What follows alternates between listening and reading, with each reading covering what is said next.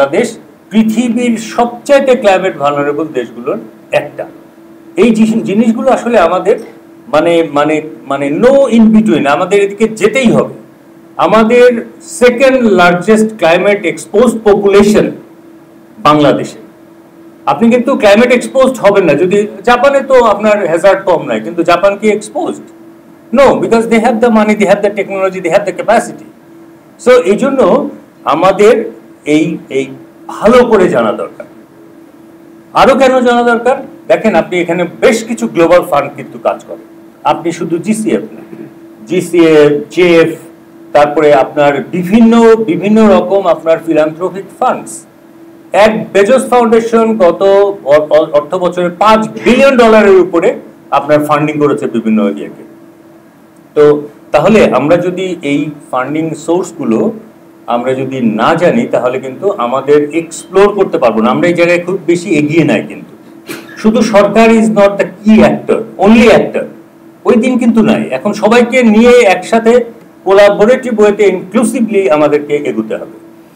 এর পরের বিষয়টা আমরা বলতে চাই যে এখানে সরকারের পাশাপাশি দেখুন যে প্রাইভেট সেক্টরকে অনবোর্ড করা ছাড়া, প্রাইভেট সেক্টর বলেন, এনজিও বলেন, কর্পোরেটস বলেন, তাদেরকে অনবোর্ড করা ছাড়া কোনোভাবেই আমরা লক্ষ্যে পৌঁছতে পারবো না।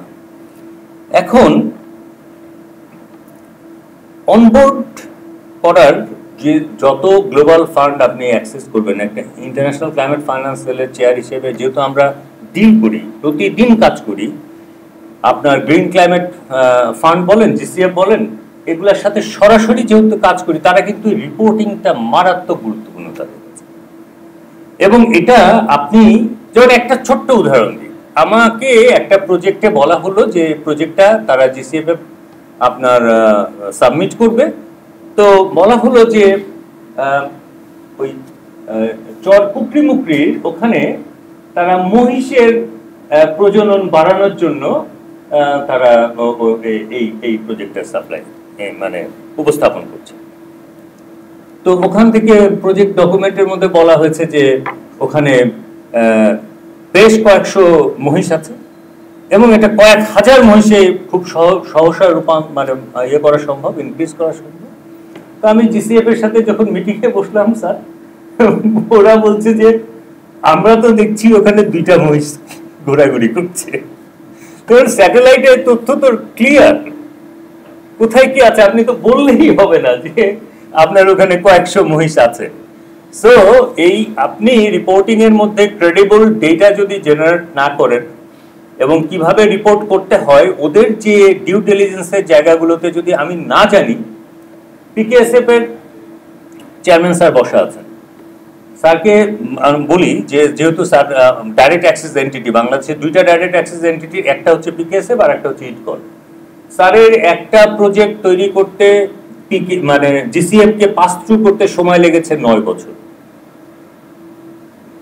তো 9 বছরে আমরা বললাম, আমরা জিসিএফ কে বললাম যে 9 বছরে তো গ্রাউন্ড রিয়ালিটি চেঞ্জ হয়ে যায়। তোমরা যদি 9 বছর সময় নাও আমাকে সাহায্য করতে, সহযোগিতা করতে, ইজ ইট মানে এনি সর্ট অফ অ্যাসিস্ট্যান্স? তো বলে যে আমরা কি রেসপন্সিবল এটার জন্য? সরাসরি প্রশ্ন। তো আমরা বললাম তাহলে রেসপন্সিবল কে? তোমরা যে সমানে অবজারভেশন গুলা দিচ্ছ, তো এই অবজারভেশন গুলা কে দিচ্ছে? তোমরা না দিলে তো এটা পাস হয়ে যেত। তখন তারা বলছে যে দেখো এই জিসিএফ এর যদি কোনো কনসেপ্ট নোট তৈরি করতে হয়, এটা কিভাবে তৈরি করতে হয় তুমি দেখো, তোমার ওয়েবসাইটে, আমাদের ওয়েবসাইটে পরিষ্কার টেমপ্লেট দেওয়া আছে।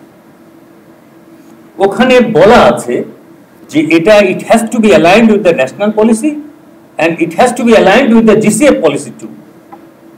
এবং তোমাকে বলতে হবে যে এই যে তুমি যে জায়গাটা ইন্টারভেন করতে চাচ্ছ, এই জায়গাটা শুধুমাত্র ক্লাইমেট চেঞ্জের কারণেই ঘটনাটা ঘটেছে। এই রেশনালটা তোমাকে উইথ ডেটা তোমাকে বোঝাতে হবে। এবং আরেকটু বলতে হবে যে তোমার এই টাকাটা জিসিএফ ছাড়া এর চাইতে বেটার অল্টারনেটিভ ওই ফান্ডিংটা করার জন্য নাই। এই 3টা জিনিস যদি তুমি ঠিকমতো দাও, তাহলে প্রথমবারই এটা অনুমোদন।